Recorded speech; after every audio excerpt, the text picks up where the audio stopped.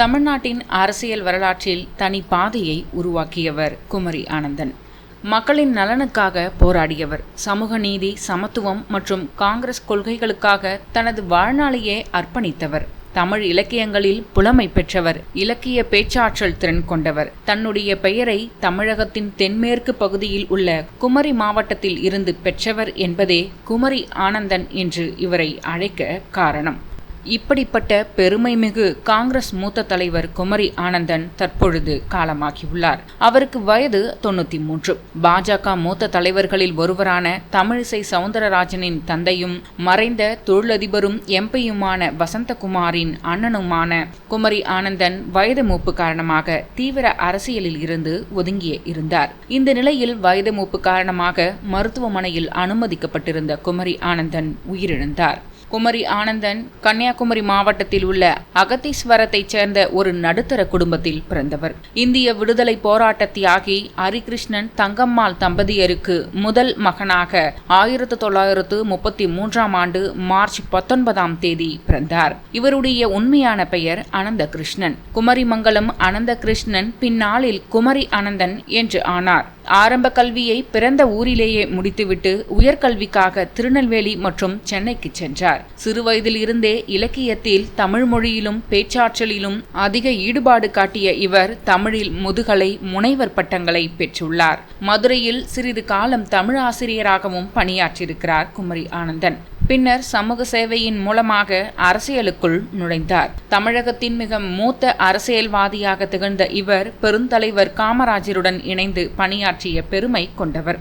1950களின் முடிவிலும் 1960களின் ஆரம்பத்திலும் இந்திய தேசிய காங்கிரசின் ஊடாக அரசியலில் ஈடுபட்டார். தந்தை பெரியாரின் ஆதரவாளராக இருந்தாலும் குமரி ஆனந்தன் அரசியல் விஷயங்களில் காங்கிரசின் கருத்துக்களையே தழுவினார்.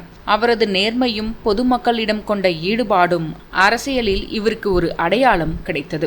1970ஆம் ஆண்டு தமிழக காங்கிரஸ் கட்சியின் முக்கிய பேச்சாளராக திகழ்ந்தார் குமரி ஆனந்தன். அவரது தீவிர பிரச்சாரங்களும் உணர்ச்சி பேச்சுகளும் பல இடங்களில் பார்வையாளர்களை ஈர்த்தது.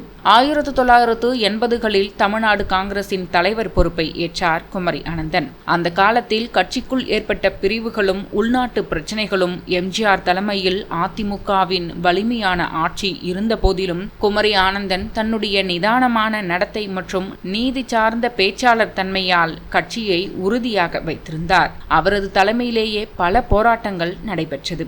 விமானத்தில் தமிழில் அறிவிப்பு வெளியிட வேண்டும் என்று வலியுறுத்தி வந்தவர் இலக்கிய செல்வர் குமரி ஆனந்தன். தமிழ் இலக்கியங்களில் புலமை பெற்றவர். இலக்கிய பேச்சாற்றல் மிக்க தமிழ் இலக்கியவாதி என்று பன்முகத் திறமை கொண்டவர்.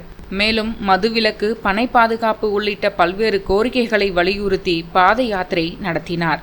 ஊராட்சி சபைகளில் மகளிர் ஒதுக்கீட்டிற்காக இவர் காங்கிரஸ் சார்பாக பேசினார். தமிழகத்தில் பஞ்சாயத்து தேர்தலுக்கான உரிமைக்காக ஜெயில் செல்லும் வரை போராடினார். தீவிர பசும்பொன் முத்துராமலிங்க தேவர் நினைவு நாள் பேரணி அமைதியாக நடத்தி பலரின் நன்றிக்குரியவராக மாறினார். குமரி ஆனந்தன் 1977 மற்றும் 1984ஆம் ஆண்டுகளில் நாடாளுமன்ற உறுப்பினராக தேர்ந்தெடுக்கப்பட்டார். மக்களவை உறுப்பினராக இருந்தபோது பல முக்கிய கொள்கைகள் குறித்து உரையாற்றியிருக்கிறார். கல்வி, பண்பாடு மற்றும் சமூக நலன் தொடர்பான விவகாரங்களில் நேர்மையான கருத்துக்களை முன்வைத்தவர்.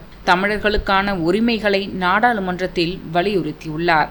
திருவொற்றியூர், ராதாபுரம், சாத்தான்குளம் ஆகிய சட்டமன்ற தொகுதிகளில் போட்டியிட்டு வெற்றி பெற்றிருக்கிறார். 1980 காலகட்டத்தில் காந்தி காமராஜ் தேசிய காங்கிரஸ் என்ற கட்சியினை தொடங்கினார். திருவொற்றியூர் தொகுதியில் 1980இல் இந்த கட்சி சார்பாக போட்டியிட்டு வெற்றியும் கண்டார் குமரி ஆனந்தன்.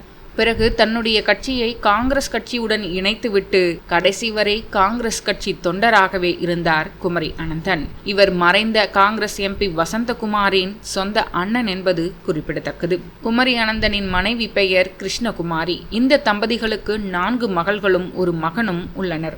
இவரது மகள் தமிழிசை சவுந்தரராஜன் பாஜக மூத்த தலைவராக உள்ளார் என்பது குறிப்பிடத்தக்கது.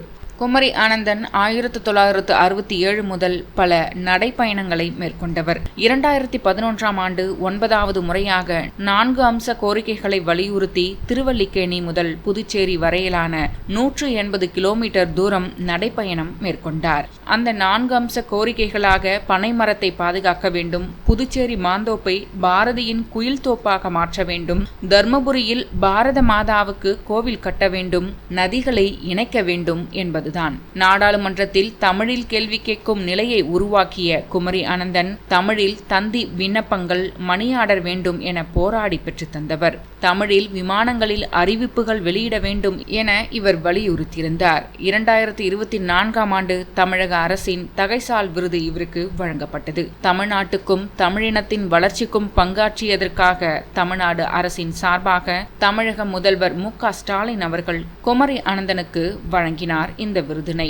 குமரி ஆனந்தன் என்பது ஒரு பெயர் மட்டுமல்ல, சுயநலம் இல்லாமல் அரசியலில் ஈடுபட முடியும் என்பதை நிரூபித்தவர். அவரது வாழ்க்கை இன்று அரசியலுக்கு வர விரும்பும் இளைஞர்களுக்கு ஒரு புத்தகம் போல இருக்கும்.